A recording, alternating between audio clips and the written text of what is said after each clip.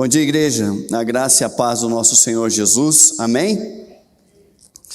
Eu vou finalizar o que falei da última vez, ainda está dentro daquela série de confissões, mas eu vou finalizar a questão do auto-perdão. Talvez vou ser repetitivo, mas é uma conclusão, uma recapitulação, para que tenham uma conclusão e um entendimento maior nessa questão do auto-perdão aí, tá bom?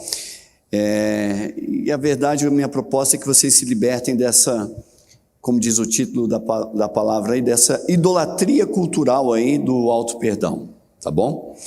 Eu vou fazer essa recapitulação e a gente vai dar sequência aí. Esse negócio de auto-perdão é secularismo, isso não é evangelho, tá bom? Isso é uma invenção do Ame-se Mais, que trouxe consigo aí algumas derivações, isso não parou aí, teve mais, tá bom?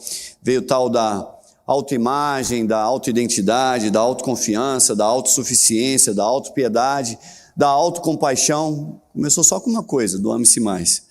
Da autoaceitação, e a gente louvou aqui, né?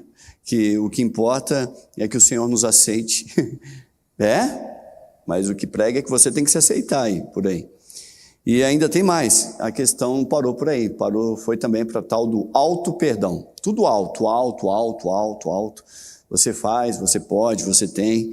E isso invadiu realmente o cristianismo, de tal forma que muitos cristãos começaram a adotar isso e mudaram até os conceitos bíblicos, transformando até o entendimento de alguns versículos, que não tinha nada a ver com a questão.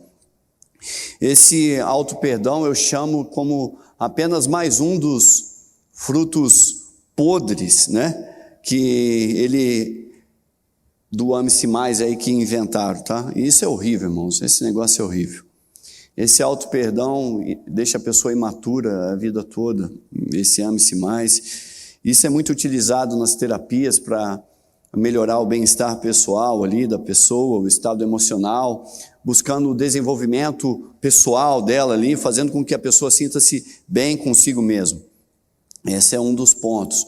Um segundo ponto é que ele pode gerar até um certo frescor, uma certa alegria, até mesmo um certo crescimento, mas isso é temporário, porque não tem base na verdade, mas foge da palavra de Deus, porque a nossa verdade deve ser a palavra de Deus. Esse pessoal, essas coisas estão preocupados só com aparências externas, mas a palavra do Senhor quer tratar o íntimo, o interior. E, de certa forma, muitos pecadores encontram até alívio nessa questão do auto-perdão aí, dos seus erros, e muitos até se sentem felizes por esse pecado aí do auto-perdão. Fica até realizado. Mas, como eu já disse uma outra palavra, a questão do alívio, tá bom? Ela não pode significar a verdade. Poxa, eu me sinto tão bem, me senti tão aliviado. E sentir-se bem consigo mesmo não pode ser a base, não pode ser o fundamento, não pode ser a verdade. E é fundamental. E a felicidade também não pode ser a base da verdade. Não pode. Certos alívios que alguns têm, e até certas felicidades que outros têm aí, você pode pensar e pode lembrar e puxar pela memória que tem total relação com o pecado. Tem pessoas que sentem-se aliviados quando pecam. Eu estou numa pressão, preciso pecar.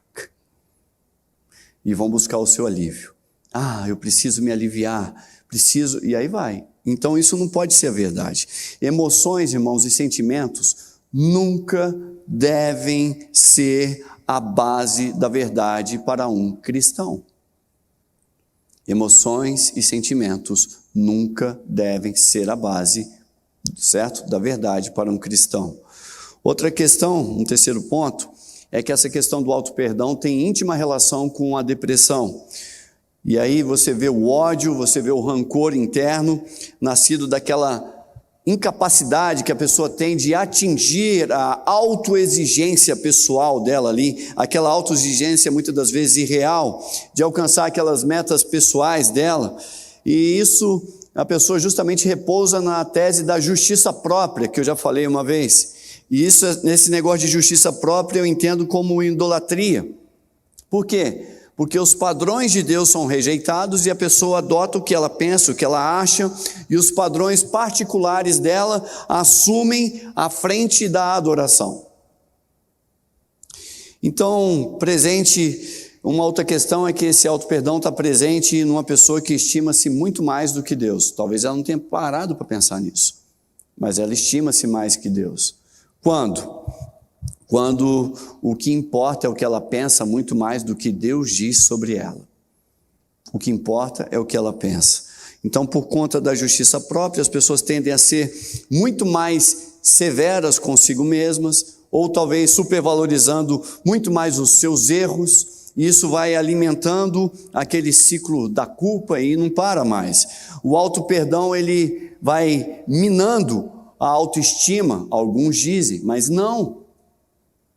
Ele não mina. Ironicamente, a própria necessidade de se auto-perdoar nasce de uma autoestima inflada, de um valor próprio muito superestimado aí, uma supervalorização do próprio eu. Eu acho, eu penso, é isso.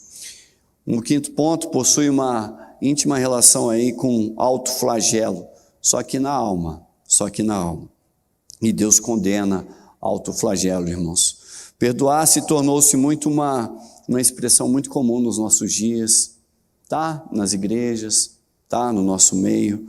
E isso constitui como uma autoexigência irreal, que não bate com o padrão de Deus. E muitas das vezes a pessoa está fazendo isso porque não está alcançando as suas metas pessoais. Ela tem um padrão dela própria que ela não atingiu. Mas o padrão que importa, irmãos, não é o seu, é o do Senhor. A régua que importa é a do Senhor.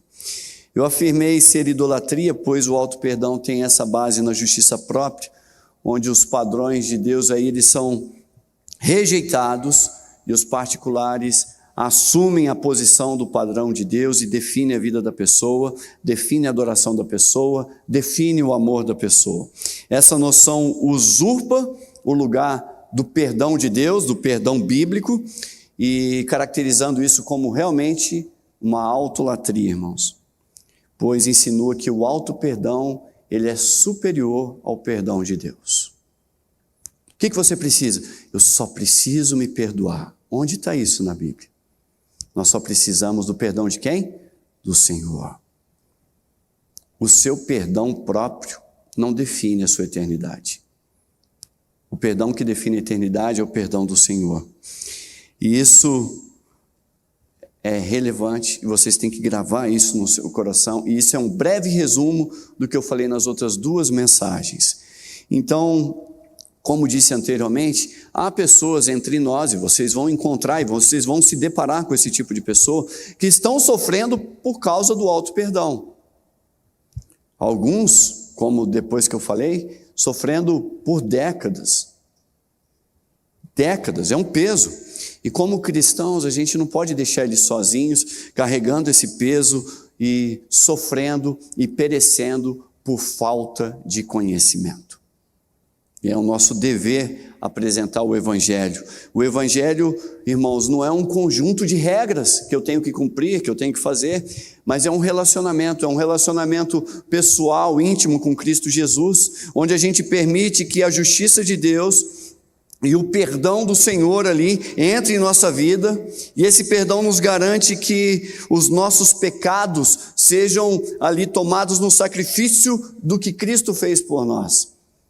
E aí eu tenho esse relacionamento. Então você pode pegar todas as minhas palavras e usar como meta para a sua vida, buscando, não, eu vou cumprir esse ponto, eu vou cumprir essa palavra, isso aqui eu vou fazer, mas sem a base fundamental, que é um relacionamento genuíno com Cristo Jesus, isso não muda nada, isso é esforço humano, isso é meta, isso aí é legalismo. Legalismo é cumprir a lei por conta da lei. Nós temos que cumprir o que o Senhor diz por amor ao Senhor. E é somente após esse relacionamento, desse vínculo de arrependimento, com esse vínculo de perdão com o nosso Senhor ali, que nós fazemos então a manutenção dos nossos relacionamentos e aprofundando os nossos relacionamentos com o Senhor por meio da santificação, por meio da confissão, por meio do entendimento dos pecados. Então, como eu disse, irmãos, obedecer à lei, por conta da lei, isso é legalismo. O crente obedece ao Senhor por amor. A nossa série de confissões tem esse propósito, para você refletir, ter a sua consciência espiritual dos seus pecados, se arrepender, aprimorar o seu relacionamento com Cristo aqui na terra, fazer a manutenção desse relacionamento e buscamos obedecer o Senhor por amor, por gratidão, por temor a Ele. Não temor da lei, mas temor ao Senhor. Então, feita essa breve introdução aí, vamos entrar nesse assunto de auto-perdão para encerrar esse negócio. Irmãos, um teólogo muito famoso, e que eu gosto dele, tá? Eu gosto dele. Parker, até ele em certo momento se alinhou com essa questão da autoimagem. Até ele. E se isso ocorreu com um cara desse que tem uma teologia violenta, quanto mais a gente. Então a gente tem que ficar atento. Então esses assuntos aí de autocompaixão, de autoimagem, de autoidentidade, outros entre nós, esses ensinos, eles são tão apelativos, eles são tão sedutores, que a gente cai na lábia assim, se não estiver preparado, com uma facilidade. E é fácil da gente cair porque os resultados são imediatos. A pessoa vê, lá, mudou, deu certo. E o próprio Parker, ele escreveu, abre aspas, por mais que sintamos não amados e inúteis, e por mais que nos odiemos e nutramos condenação, precisamos ver agora que por nos amar o suficiente para nos redimir, Deus nos deu valor e, perdoando-nos completamente, Ele nos obrigou a perdoarmos, a nos perdoarmos. Ele falou isso e garantiu ser pecado não fazê-lo. Fecha aspas. Até ele caiu nesse negócio. Em vez de apresentar a ideia que a Bíblia coloca, que não ordena o amor próprio, que não ordena o auto-perdão como mandamentos, o Parker aqui na sua abordagem, ele sugere algo diferente, e diferente do que está em Mateus 22, lá no versículo 38 e 39, que diz assim, este é o primeiro e maior mandamento, e o segundo é semelhante a ele. Quantos mandamentos tem aí, irmão? Vocês estão vendo? 2. Ame ao seu próximo como você mesmo. E aí Jesus resumindo todos os mandamentos, né? E aí ele vai colocando, ele vai escrevendo as coisas, e ele vai dizer que isso é a base de toda a lei, a base de todos os profetas, amará o Senhor teu Deus e ame o próximo como a ti mesmo, e acabou, são só 2. Portanto, quando o próprio Parker aqui, ele inclui o amor próprio, ele inclui o auto-perdão como uma ordenança, ele está adicionando 2 coisas a mais que não estão explícitas ali no ensinamento de Jesus Cristo. Essa adição eu entendo que é arriscada, pois pode ser interpretada como uma inserção de novos mandamentos àquilo que Jesus Cristo nunca disse. Isso pode deturpar completamente, irmãos, a mensagem da cruz ali e da fé cristã. Como deturpou. A verdadeira mensagem, ela é baseada inteiramente no amor de Deus e no amor ao próximo. 2 amores, irmãos. Amor a Deus e amor ao próximo. Estão me acompanhando? Então, apenas isso. 2. Então, a frase que vocês escutam nos filmes, e essa semana mesmo eu escutei num filme, faça o que é melhor para você. Já ouviram isso? Siga o seu coração. E como eu já disse anteriormente, como a minha vozinha já dizia, isso é uma derrota, irmãos. No seu interior só tem podridão. Faça o melhor para o Senhor, é a definição do crente. Faça o melhor para o próximo, essa é a ordenança do Senhor. São os 2 mandamentos.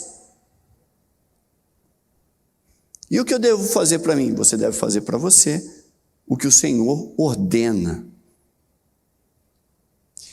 E aí vocês recordam as palavras de Jesus durante a última ceia? Estava lá, logo após ele lavar os pés dos discípulos, Jesus está lá e ele estava preparando os apóstolos para o que ia vir, seria uma coisa horrível, e ele dá uma instrução final para o pessoal, um novo mandamento que se tornaria a marca dos discípulos. E ele diz lá em João 13:34, um novo mandamento dou a vocês, amem uns aos outros como vocês devem amar uns aos. Essa é a palavra, guarda esse versículo aí. Jesus sabia de todas as injustiças, todos os traumas que seriam cometidos. Sabia ou não sabia? Sabia. Ele sabia que os seus apóstolos passariam. Sabia ou não sabia? Sabia. Violências de todas as formas iriam acontecer, tanto a ele quanto aos apóstolos. E mesmo assim, Jesus não disse, amem-se como eu me amei. Ele disse isso? Não, é para fora, irmãos. Ele disse, como foram amados por mim, Jesus, como foram amados por mim, vocês devem fazer o mesmo uns com os outros. Assim, conforme o ensino de Jesus, o tal do amor próprio e do auto-perdão não são mandamentos. Como o próprio Paulo diz em Romanos 10:2, e eu compreendo também aí como a genuinidade, a genuinidade do zelo, certo? E até a boa intenção em ajudar, com a tese do amor próprio, e até mesmo o seu filhinho do amor próprio, que é o filho do auto-perdão, mas isso é um zelo sem entendimento. A ideia é boa, eu quero agradar o Senhor, eu quero ajudar os irmãos, mas o entendimento não está sendo bíblico. Zelo e boa intenção, irmãos, são importantes. Eu não estou dizendo que não são importantes. São muito importantes. Mas eles não nos permitem desconsiderar as verdades do Evangelho e as recomendações do Senhor, como a gente próprio aí, como nós vemos em Apocalipse 22:18, que fala para não acrescentarmos nada à palavra do Senhor. Então, diante desse alerta aí, eu julgo como arriscado a gente colocar mais 2 mandamentos na boca de Deus. E o mesmo é verdadeiro quando eu digo para a pessoa, perdoe a si mesmo.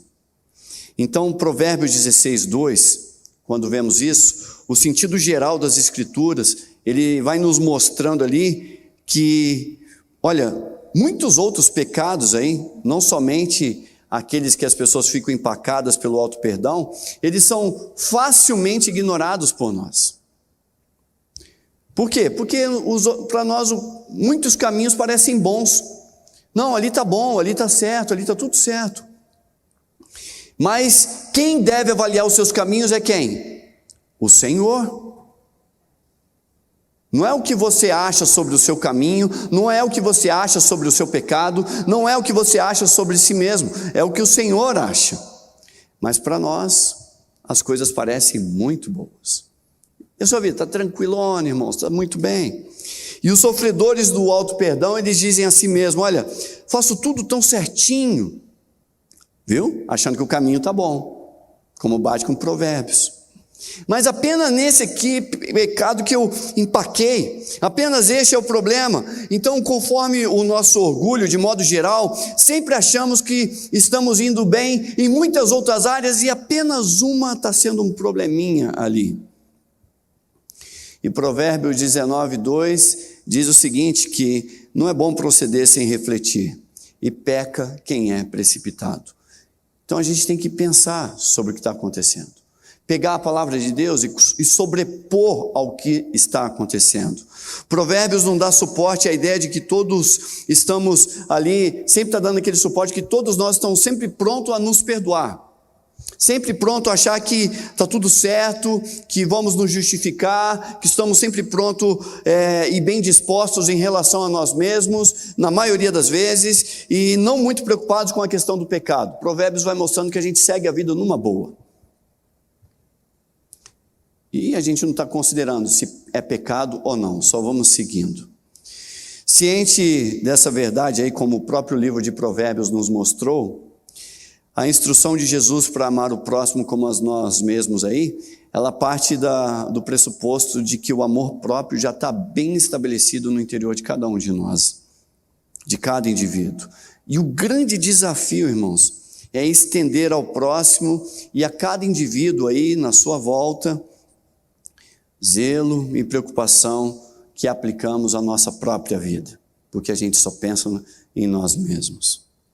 A mesma reflexão que fazemos sobre as nossas emoções, as mesmas reflexões que fazemos sobre as nossas feridas, a gente deve projetar isso sobre os outros, com preocupação sobre os outros. Acaso você consegue fazer isso muito naturalmente? Não, é uma luta interior isso. Quando você se levanta, muitas das vezes, você está lá só pensando nos seus sentimentos, como é que você acordou de manhã, como é que você está o seu humor, se está com dor aqui ou dor ali. Você não pensa no seu primeiro pensamento, nas dores do que está ao seu lado, do seu pai, dos seus filhos, do seu cônjuge, dos seus irmãos, dos seus amigos naquele dia. A primeira coisa que você pensa é em você. O seu primeiro pensamento matinal, naturalmente, olha, eu preciso levantar para cuidar de mim mesmo. Não, você não levanta, olha, eu levantei, eu preciso levantar e ajudar um irmão. Eu preciso me levantar e ter comunhão com o meu cônjuge. Eu preciso levantar e cuidar dos meus pais, cuidar dos meus filhos, cuidar dos meus irmãos. Ou ainda, olha, eu acordei tão desanimado hoje, eu acordei tão triste hoje, olha, puxa vida, que coisa horrível. Sabe o que eu vou fazer? Eu vou ligar agora para o meu cônjuge, para os meus pais, para os meus filhos, para os meus irmãos. Já pensou se eles estão tão tristes quanto eu? Eu não posso deixá-los assim. Não, você só pensa em si à espera de um telefone. Você não pensa em você ajudando o próximo a sair de um problema como o seu. Você só pensa que querem que resolvam o seu problema. A autopiedade, muitas das vezes, irmãos, leva a esse pecado aqui. Agimos como cães que lambem aí as suas próprias feridas, que, conforme qualquer veterinário, você vai descobrir que isso é um hábito que só vai agravar a lesão cada vez mais. E lambemos, naturalmente, todas as nossas dores, todas as nossas enfermidades, todos os nossos traumas, todos os nossos sofrimentos, e a gente muitas das vezes vai exibindo isso com o único objetivo de que os outros sintam pena de nós, e isso reforça a autocompaixão que já temos naturalmente por nós mesmos.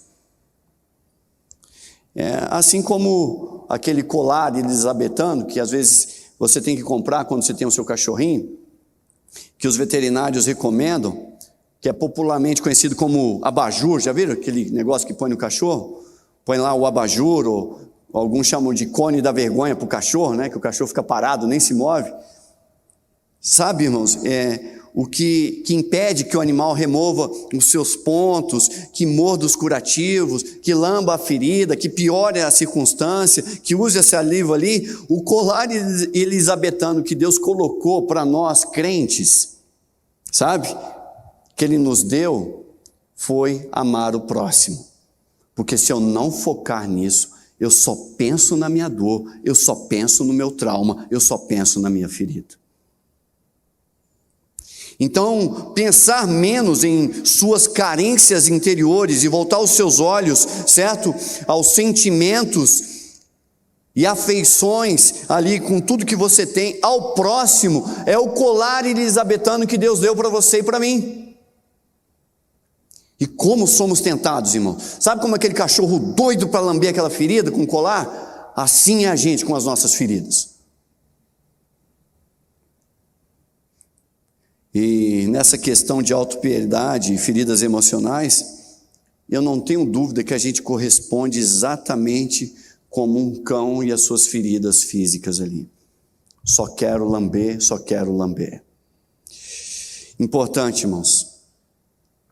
É assim que a Bíblia tem um propósito de que todos os seus mandamentos, você pode observar, todos os mandamentos do Senhor, de capa a capa, todos, estão sempre buscando desviar a centralidade de nós mesmos para Deus ou para o próximo. Todos. É Deus ou o próximo, Deus ou o próximo, Deus ou o próximo. Todos.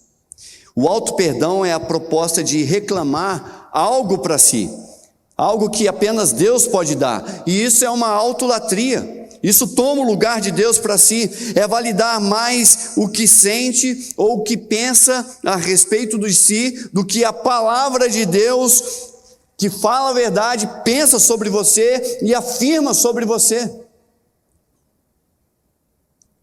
Muitos chegam, e eu estou vendo lá os meus discipulados, líderes de célula, tratando os corações. Eu me sinto, eu penso, eu digo o que eu sou, e os irmãos estão lá. Mas o que Deus afirma sobre você? Então, para libertar dessa questão do auto-perdão e assumir e reconhecer a soberania e o total poder do perdão de Deus, eu proponho 4 pontos para vocês hoje, para refletir. Priorizar o conhecimento do alto, em vez do seu tal do autoconhecimento. Praticar a sua moderação, ao invés da tal da autocompaixão. Fortalecer a tal da sua paciência e enfraquecer a sua autoestima. Buscar a santificação, justamente para evitar a questão do auto-perdão. O primeiro ponto aí, priorizando o conhecimento do alto, ao invés do seu autoconhecimento. O auto-perdão, irmãos, é você se auto-resolver. Os conselheiros do auto-perdão aí afirmam que é necessário o autoconhecimento para a pessoa se auto-resolver. Olha quanto alto eu estou falando aí, é ou não é? Alto, alto, alto, alto, alto. Porém, eu afirmo que é necessário o conhecimento do alto, com L, tá bom? Para você saber quem é você, para você entender qual é a sua real necessidade para resolver alguma coisa. Não é o que você pensa sobre si, mas é o que o Senhor diz a respeito de você. Getúlio, de onde você tira isso? Você vai ver a auto-identidade de Pedro. Depois eu vou mostrar qual a identidade que Cristo fala de Pedro. João 13, de 8 a 9, Pedro disse lá para o Senhor Jesus, quando estava lavando os pés: nunca lavará os meus pés. Aí Jesus respondeu: se eu não os lavar, você não tem parte comigo. E Simão Pedro respondeu: então, Senhor, não apenas os pés, mas também as mãos e a cabeça. Pedro é assim, né? Do 8 para o 80. Vai lá. Pedro, no seu autoconhecimento aqui, no seu autoconhecimento, estou dizendo, no seu entendimento próprio, na sua justiça própria ali, ele entendia que não estava bom. Uma hora estava bom, depois não estava bom. Depois achava que precisava de mais, mas já tinha exagerado demais, já era mais do que o adequado. E aí Jesus responde, João 13, 9, Simão Pedro respondeu: Senhor, não apenas os pés, mas também as mãos e o quê? A cabeça. Senhor, lava o adequado. Ele pegou o que ele achava do seu autoconhecimento, do seu autoentendimento, da sua justiça própria e ficou com o que Jesus disse. E o que Jesus disse?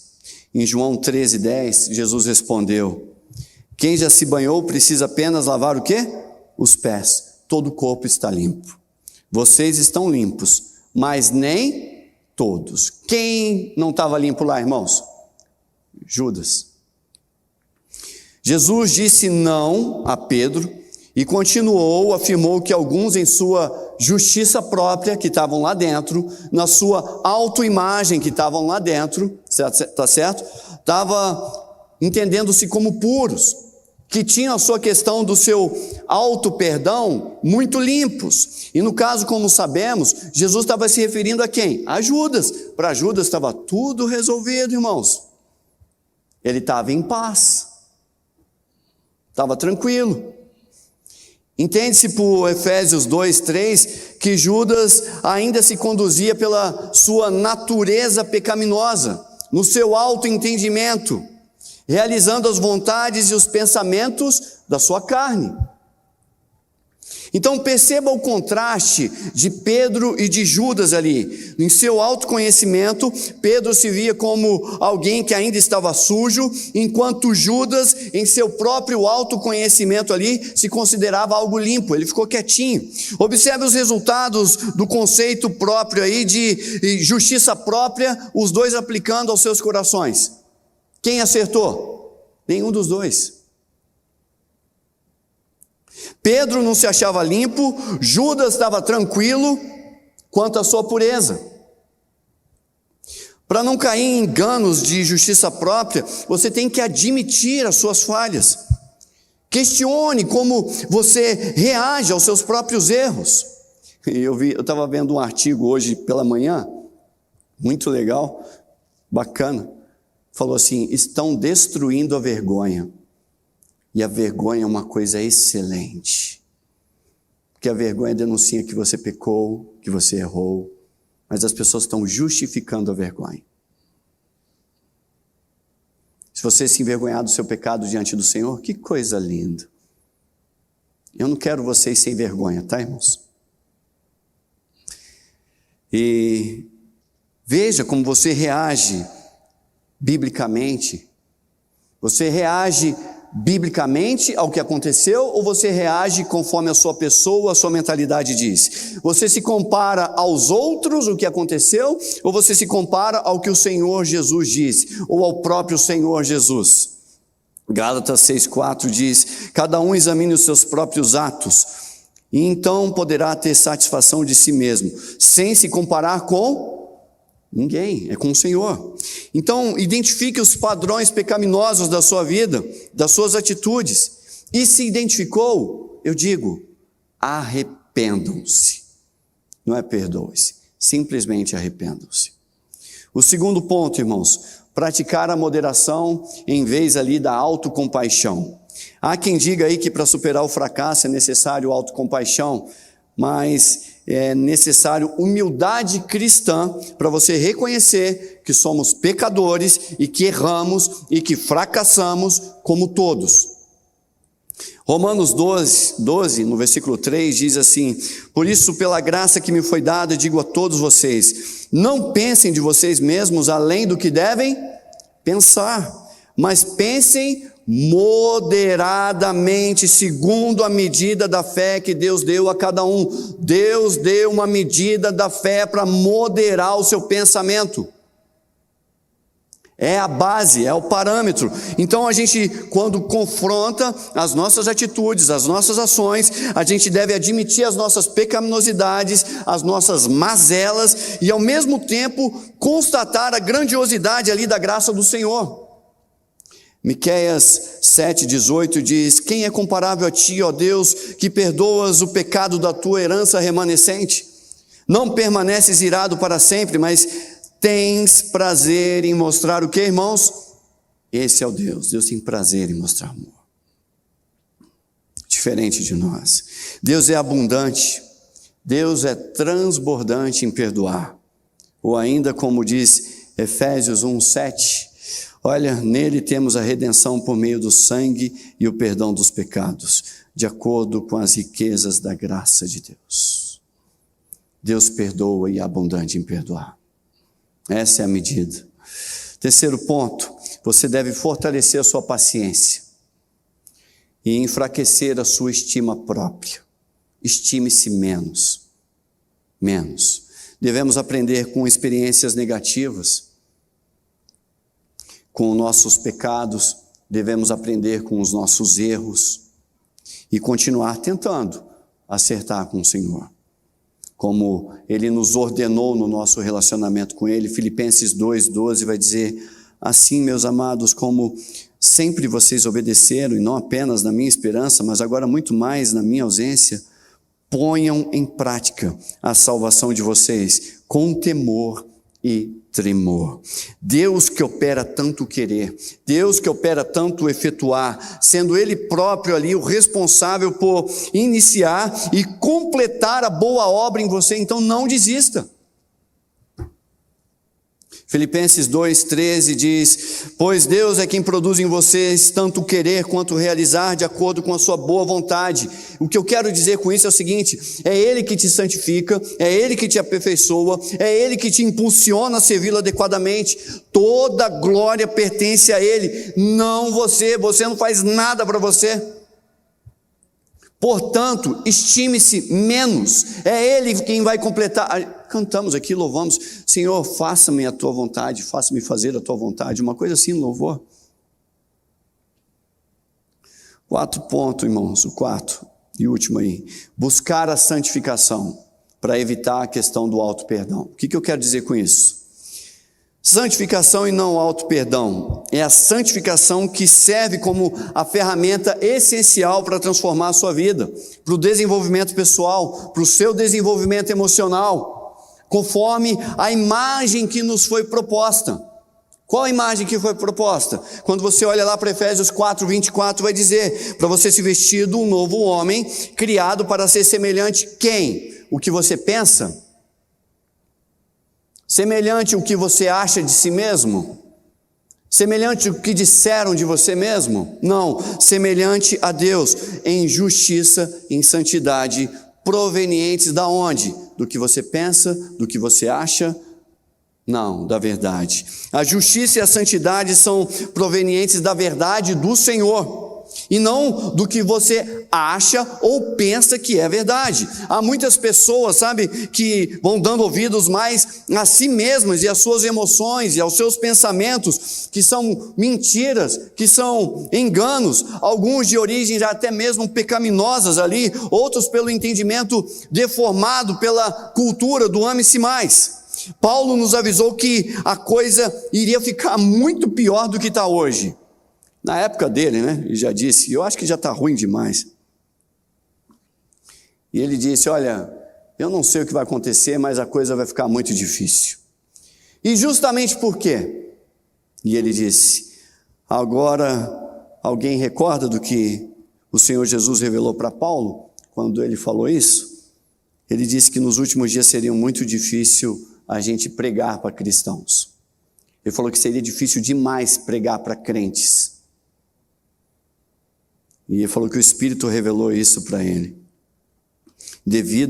Eu entendo que justamente o que estão ensinando para todos os lados. Está dizendo: ame-se mais, ame-se mais, ame-se mais, ame-se mais. E 1 Timóteo 3:1 já diz assim: olha, porque haverá homens amantes de si mesmos, presunçosos, soberbos. Isso na presunção da compreensão própria, da soberba da verdade, da justiça própria, direciona para tal da autolatria, que é adorar o Deus eu, ditando eu mesmo o meu próprio caminho. E muitos, ao fazer isso diz justamente para si mesmo: olha, eu fiz isso para mim, agora eu estou em segurança, eu estou resolvido. Tenham cuidado, irmãos, pois isso é justamente o que Moisés disse lá para os hebreus, alertando eles, acho que no livro de Deuteronômio, que diz: isso é uma raiz de veneno amargo. Você pensa em outra coisa e não o Senhor. E os homens estão sendo ensinados cada vez mais a se amar, se amar, se amar, se amar. E a Bíblia diz para o quê? Amar a Deus, amar o próximo, amar a Deus, amar o próximo, amar a Deus, amar o próximo. Sabe qual é a dificuldade de você não amar o próximo? É porque você se ama demais. Você é egoísta demais, orgulhoso demais, autocentrado demais. Esse é o perigo. E já caminhando para a conclusão, se você se aceita ou não, se você se perdoa ou não, isso não define céu ou inferno na sua vida. A verdade ou a mentira não é definida se você se aceita ou não, se você se perdoa ou não. Ser aceito por Cristo é o fundamental. Isso é o Evangelho. E dele receber perdão, e dele receber a vida eterna, isso é o crucial e o eterno. E dele receber os seus pensamentos. Então, pense agora em um pecado próprio que você tem, que insiste em permanecer na sua mente, o qual vai lhe trazendo cada vez mais culpa, mais vergonha aterrorizante. Já pensou num aí? Eu não sei bem qual o pecado que está fazendo muitas das vezes eu e você julgar como imperdoável, mas eu digo que julgar um pecado como imperdoável, se o seu interior diz isso, é mentira. Porque a Bíblia não diz isto.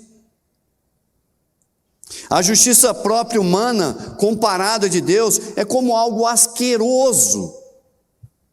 A justiça de Deus tem nome. E a justiça de Deus, ela é justamente Jesus Cristo. E é nessa justiça que temos que crer. A nossa incredulidade anterior à salvação foi justamente o que matou Jesus. E esse foi o primeiro pecado, o seu problema maior, o seu problema maior, o início de tudo. Eu não sei que pecado você cometeu, qual é o carro-chefe aí da sua vida, mas isso aí é só um vagão, certo, da locomotiva principal aí, que estava plenamente ciente. E aí, isso só leva ao inferno. 1 Timóteo 1, de 12 a 13, diz: Dou graças a Cristo Jesus, o nosso Senhor, que me deu forças e me considerou fiel e designado ao ministério. Designando-me, ao ministério. Paulo falando isso. A mim mesmo, que anteriormente fui blasfemo. Fui o quê? Perseguidor. Fui o quê? Insolente. Está lá com os problemas dele. Deus, porém, foi misericordioso comigo, sendo ignorante, agir em quê, irmãos? Em incredulidade. Agora que vocês sabem disso, olha, não persistam na incredulidade. O auto-perdão corresponde a abençoar-se. O auto-perdão é como você invocar bênção e perdão sobre si mesmo, em seu próprio nome. E isso é uma forma de autolatria, irmãos. Deuteronômio 28, de 18 a 19, Moisés disse assim: olha, tenham cuidado para que não haja entre vocês nenhum homem ou nenhuma mulher cujo o coração se afaste do Senhor.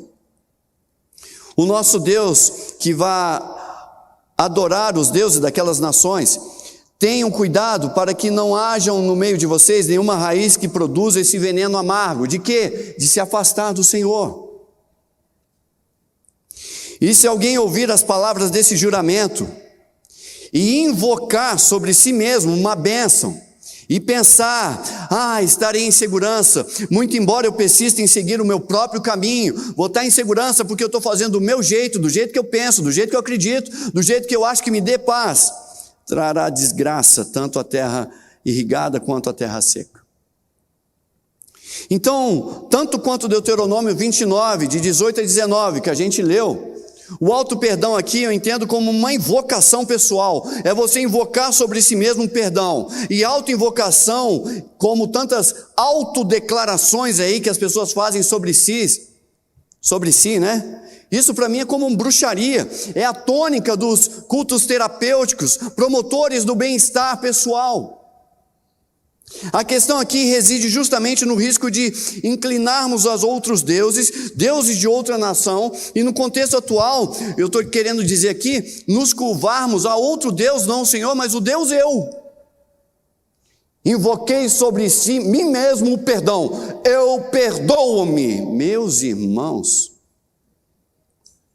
conseguiu entender a seriedade do que eu estou falando? Que Deus tenha misericórdia de nós. Isso, irmãos, quando você se curva ao Deus eu, é como se fosse o seu ditadorzinho Hitler pessoal aí.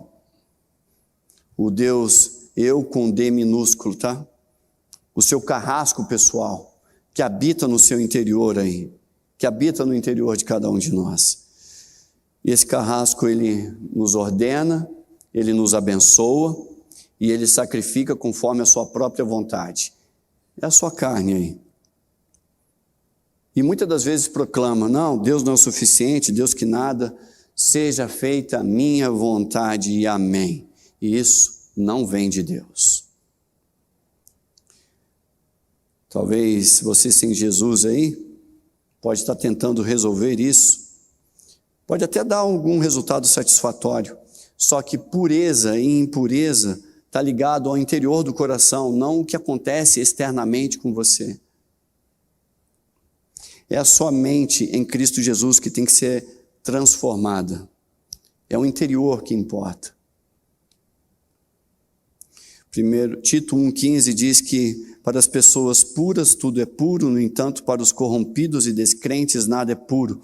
Pelo contrário, tanta razão quanto a consciência deles estão pervertidas. Meus irmãos, isso aqui dá uma pregação.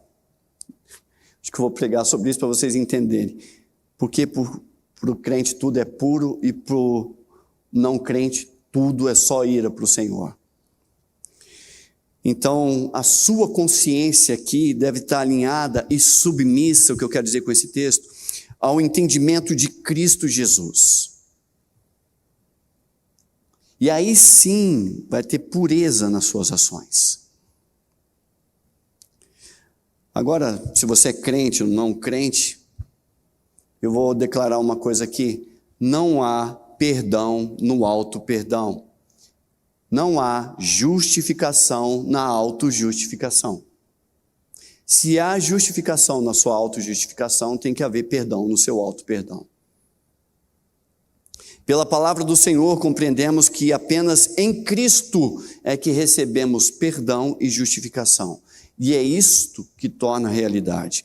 1 João 1, de 8 a 10, se afirmarmos que não temos pecado, enganamos a nós mesmos, e a verdade não está em nós. Se confessarmos os nossos pecados, Ele é fiel e justo para perdoar os nossos pecados e nos purificar de toda injustiça. Se afirmamos que não temos cometido pecado, fazemos de Deus um mentiroso, e a sua palavra não está em nós. Com esse texto, fica claro, condenação não vem da autocondenação, perdão não vem do auto-perdão, e justificação não vem da autojustificação. Tudo acontece quando o Senhor decreta.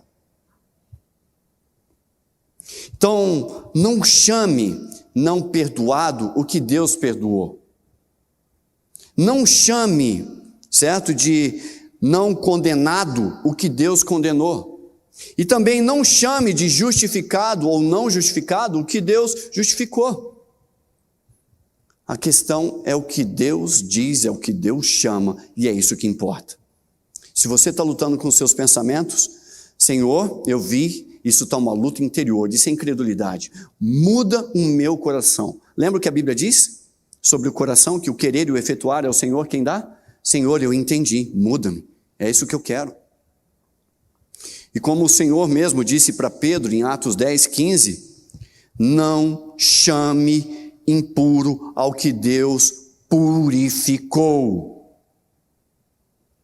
O verdadeiro perdão, ele é proveniente da verdade, não do seu auto-perdão, não do seu auto-entendimento, do que você acha que pensa, mas apenas e unicamente da verdade. Mas a verdade que eu digo aqui é a verdade com V maiúsculo. O verdadeiro perdão não reside em seu auto-perdão, nem nas suas suposições, nem nos seus sentimentos, irmãos, mas exclusivamente na verdade com V maiúsculo, e isto é libertador. João 8,32, que diz, então conhecerão a verdade, com V maiúsculo, e a verdade com V maiúsculo vai libertar vocês. Errou? Caramba, errei, pastor. Paciência.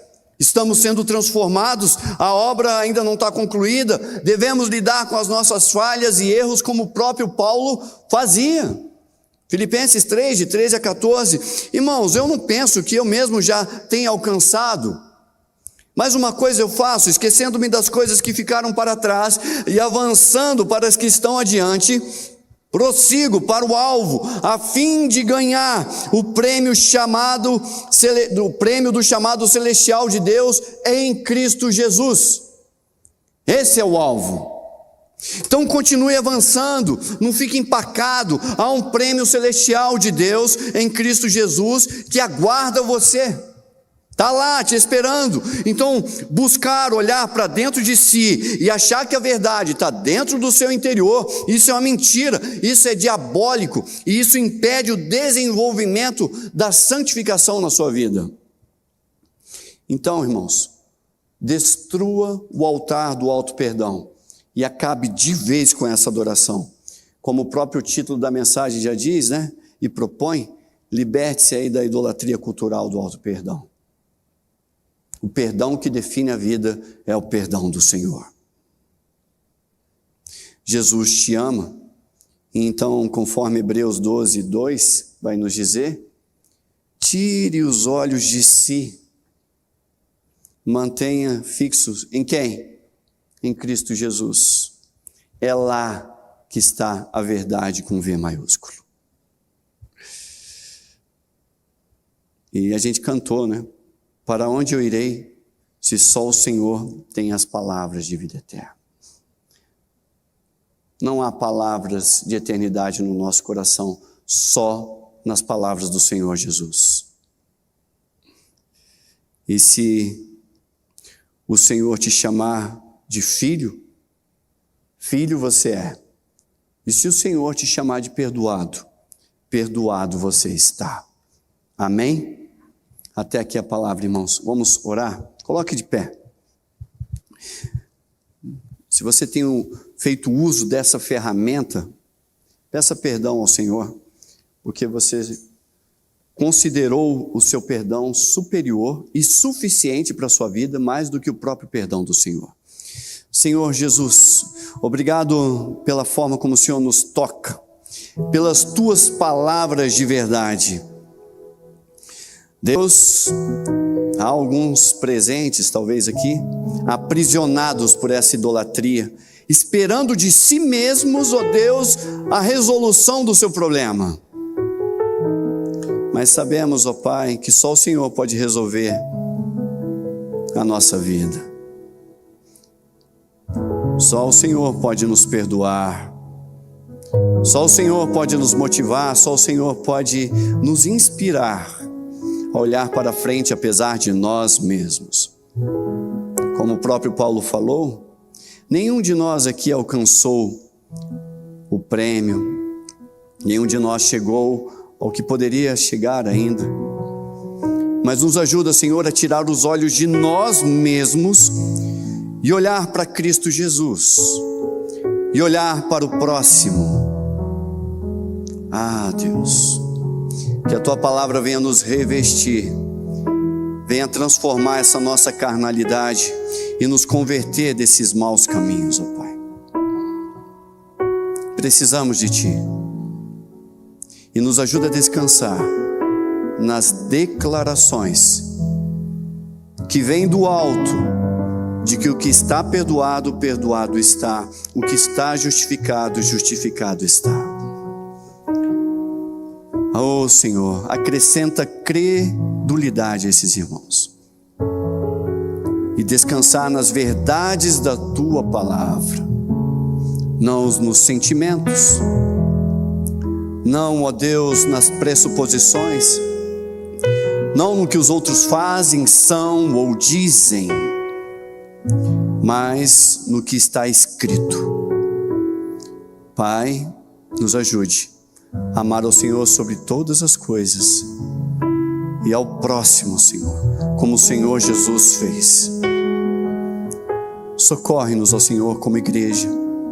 Reveste-nos, ó Senhor, com um batismo do Espírito Santo de novo sobre essa verdade. e nos ajuda a ser luz para esse mundo perdido nesses conceitos. Essa é a paz que vem do alto. A tua verdade, e a tua verdade nos liberta. Eu te louvo, eu te glorifico, em nome de Jesus, amém. Queridos, que o amor de Deus e a graça salvadora de Jesus Cristo e a comunhão do Espírito Santo, que é o selo da verdade do Senhor, seja com vocês hoje e para sempre. Vão na paz, que Deus abençoe, amém?